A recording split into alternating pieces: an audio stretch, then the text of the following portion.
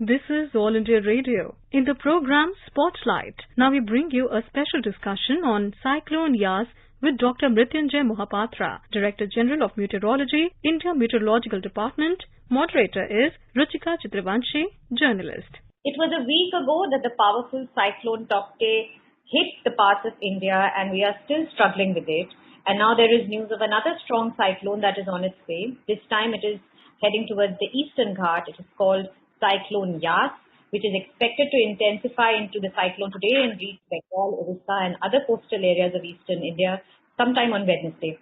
We are joined by Dr. Mrutyunjay Mohapatra from IMD. Sir, can you tell us a little bit about the Cyclone Yas? What are the areas that need to be concerned and how severe is this cyclone going to be?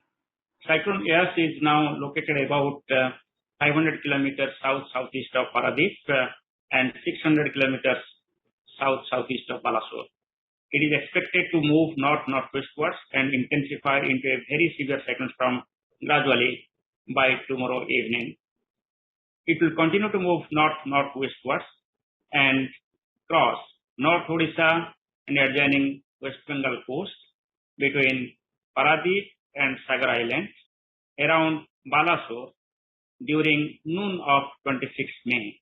At the time of landfall, it will have the wind speed of about 155 to 165 kilometers per hour, gusting to 185 kilometers per hour. This is a very large-scale damaging wind. It can lead to uprooting of big trees, uprooting and bending or breaking of electric poles and telephone poles. It can have large-scale damage on kacha houses, tin houses, asbestos houses. Even sometimes the old pakka houses can be affected. It can also affect the railway traffic, surface transport, and air traffic. Over the sea, it is highly disturbed conditions. So entire shipping operation, fishing operation, marine operations are suspended to remain suspended till 26th.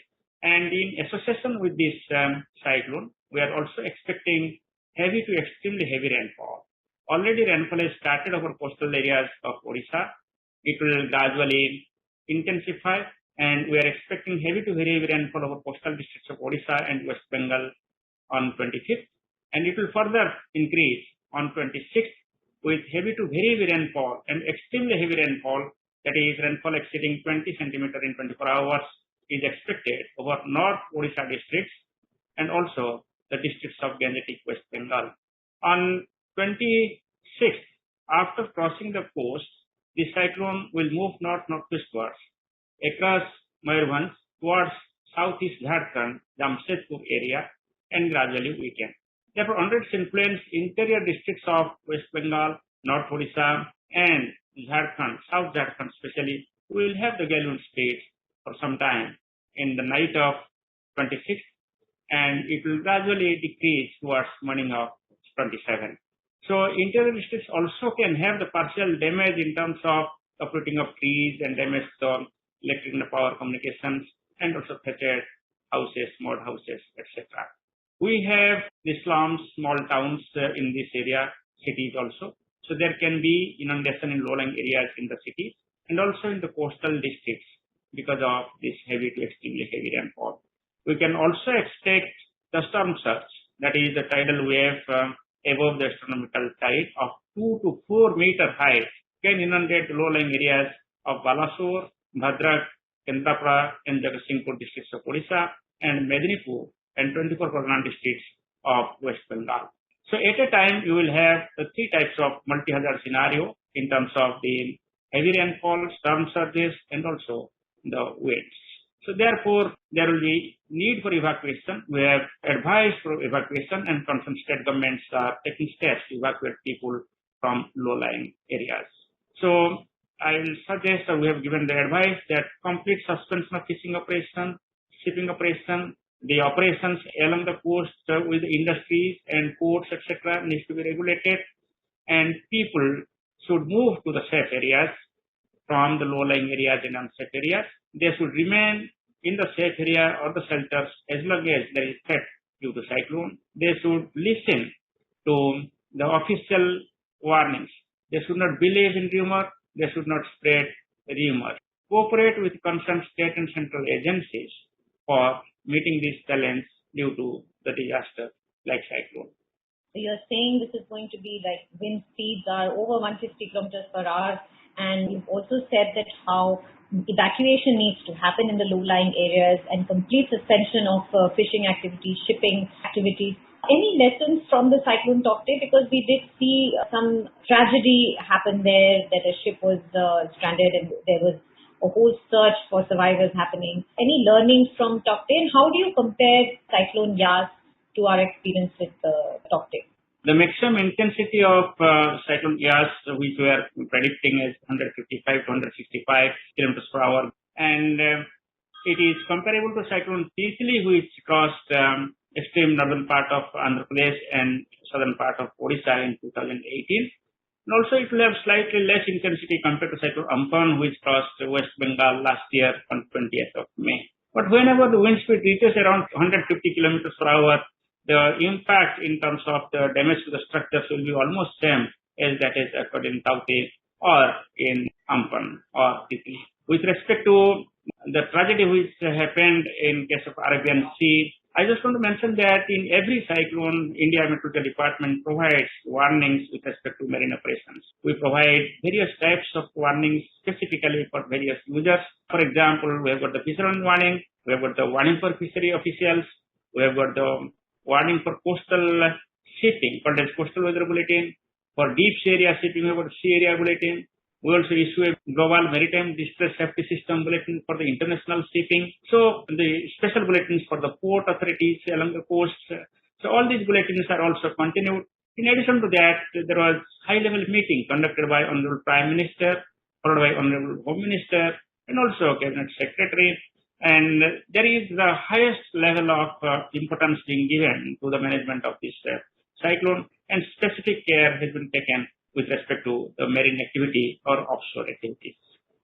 Have you also been updated about the evacuation exercises? Has all the warnings of IMD that has come well in time actually, are they being heeded? There is also the monitoring and cooperation among all agencies at state and center. At the state level, Honorable Chief Ministers are monitoring the situation, and also by the Honorable Chief Secretaries. So all are working together, National Disaster Response Force, State Disaster Response Force, and state agencies, central agencies, Indian Navy, Defense, and Indian Coast Guards, and early warning agencies like IMD, INCOIS, and many others. All are working together to provide support. How surprised are you with the occurrence of this cyclone and back-to-back two such cyclones? What is causing them? The month of May is prone for tropical cyclone activity in Bay of Bengal and Arabian Sea. If you see, the cyclones develop in two seasons. One is April, May, June. Other one is October, November, December. In the month of October, November, December, the frequency is relatively high. About 2 to 3 cyclones develop. In the month of April, May, June, usually we get 1 or 2 cyclones. So accordingly, we are getting these 2 cyclones. But back-to-back occurrence of cyclones are not new in this ocean basin. Earlier also it has occurred like this, one after another within a span of 1 week. And also there has been simultaneous occurrence of cyclones. For example, if you consider in 2018, Titli and Luwan, Titli occurred in Bay of Bengal, Luwan occurred in Arabian Sea. If you consider only Arabian Sea, Kyar and Maha in 2019 occurred simultaneously. There has been cyclone one after another. In 1999, 2 cyclones within a week, they traveled, genesis took place in Bay of Bengal. One crossed Gopalpur in 18th of October. Then in 29th October, super cyclone crossed near Paradip. So there are cases in that. This can be termed as a super cyclone? No, the maximum intensity we are expecting in this case is a very severe cyclone storm. It is not expected to be extremely severe or super cyclone. And does it have anything to do with environmental changes, global warming? What factor does that play? Certainly, there are certain impacts of the global warming or climate change on the tropical cyclone intensity especially. There has been a global study. I am a member of the International Committee for Study of Impact of Climate Change on cyclones. So we analyzed the various ocean basins, including Bay of Bengal and Arabian Sea. What we found actually, the intensity of the cyclones to Arabian Sea has increased in recent years. That means the number of intense cyclones over the Arabian Sea shows an increasing trend since 1990. Then we analyzed whether it is because of the climate change or not, whether we can attribute it. We found that yes, there is a low confidence by which we can attribute this change in intense cyclone frequency or RVNC to the climate change. Over the Bay of Bengal, we found that there is no significant change in the frequency of intense cyclones like very severe cyclones or extremely severe cyclones. And however, we found that the cyclones are moving slowly nowadays while crossing the coast. So if a cyclone moves slowly, then it will have the residency period over the land for more time, and hence it can cause more damage. And what is the impact going to be in other parts of the country? Are there weather warnings that you are giving for other parts of the country also, which are away from where the cyclone is hitting? Direct impact on West Bengal and Odisha. There could be the heavy rain in North Andhra Pradesh.